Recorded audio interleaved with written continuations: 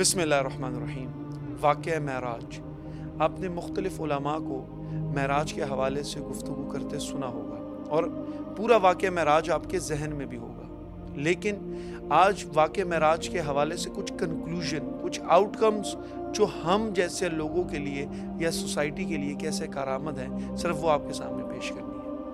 معراج لفظ عروج ہے جو اللہ رب العزت نے رسول اللہ صلی اللہ علیہ وسلم کو عطا کیا۔ اگر ہم اس کو ڈفرینشیٹ کریں، یہ ایک اسرا اور معراج دو الگ الگ چیزیں ہیں۔ اسرا رسول اللہ صلی اللہ علیہ وسلم کا مسجد حرام سے مسجد اقصی تک کا سفر، اور پھر مسجد اقصی سے 7 آسمانوں کو پار کرتے ہوئے سدرۃ المنتہا سے آگے رب سے ملاقات تک کا سفر، اس کو معراج کہتے ہیں۔ حضرات گرامی، اللہ رب العزت کو معلوم تھا کہ ایک وقت آئے گا جب لوگ چاند پر بھی لینڈنگ کر لیں گے، اور لوگ اس پر بہت زیادہ اب فخری انداز میں کہیں گے کہ ہم نے چاند پر بھی لینڈنگ کر لی ہے۔ کن بنیادوں پر؟ اپنی انٹلیکٹ، عقل کی بنیادوں پر۔ تو میرا رب جانتا تھا کہ میں اپنے نبی کو ایسے خصائص دوں۔ حضرات گرامی، یہ خصائص نبی ہیں جو کسی اور نبی کو بھی حاصل نہیں ہیں۔ یہ معجزات صرف نہیں ہیں، یہ خصائص ہیں جو صرف رسول اللہ صلی اللہ علیہ وسلم کو حاصل ہیں۔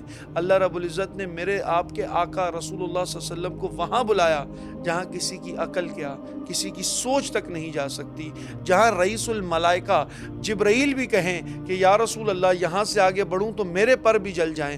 میرے اور آپ کے رب نے رسول اللہ صلی اللہ علیہ وسلم کو بلایا اور معراج کرائی، اور کسی نے کیا خوب کہا ہے، سر لامکا سے طلب ہوئی سوئے منتہا وہ چلے نبی، کوئی حد ہے ان کی عروج کی، بلغ العلا بکمالی ہی۔ تو رسول اللہ صلی اللہ علیہ وسلم کا کمال ایسا ہے۔ اور پھر پوری دنیا میں اگر آپ دیکھیں نا کہ نظر منظر کی تعریف کرتی ہے، آپ کسی چیز کو دیکھیں تو آپ تعریف کریں گے کیا خوبصورت پہاڑ ہیں، لیکن دنیا میں پہلی بار ایسے ہوا کہ منظر نے نظر کی تعریف کی۔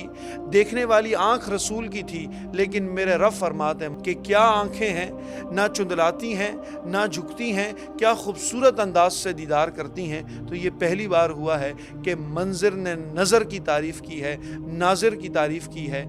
اور پھر آپ اگر دیکھیں تو اس میں ایک پوائنٹ ہے کہ افتتاح نگاہ خدا رسول اللہ صلی اللہ علیہ وسلم کی آنکھیں ہیں۔ جب حضرت موسیٰ نے کہا کہ یا اللہ مجھے آپ کا دیدار کرنا ہے، تو میرے رب فرماتے ہیں لن ترانی یا موسیٰ، کہ اے موسیٰ تم میرا ہرگز دیدار نہیں کر سکتے۔ یہاں حرف ناصب مضارع پر داخل ہو گیا، مستقبل کی ادبی نفی ہے کہ تم مجھے ہرگز نہیں دیکھ سکتے۔ ایک مسئلہ ہے کہ قیامت کے دن تو ہر عام شخص بھی رب کا دیدار کرے گا، وہ نبی ہیں، کلیم اللہ ہیں، وہ کیسے دیدار نہیں کر سکتے؟ تو پھر کچھ عبارتیں مستتر ہوتی ہیں۔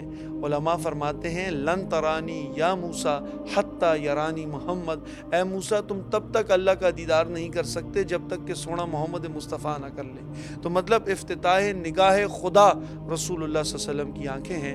تو یہ واقعہ معراج نہ کہ صرف ایک واقعہ ہے، بلکہ رسول اللہ صلی اللہ علیہ وسلم کے لیے اور تمام عام انسانوں کے لیے ایک موٹیویشن ہے کہ اللہ رب العزت اور رسول اللہ صلی اللہ علیہ وسلم کی ملاقات ہے۔ اور اس سے ہمیں سبق کیا ملتا ہے کہ یاد رکھیے کہ مومن کی معراج نماز ہے۔ اگر آپ کو آگے بڑھنا ہے، عروج پہنچنا ہے، تو یاد رکھیے گا کہ سدرۃ المنتہا پر جبریل تو رک گئے، لیکن رسول اللہ صلی اللہ علیہ وسلم کے نالین رسول کے ساتھ تھے۔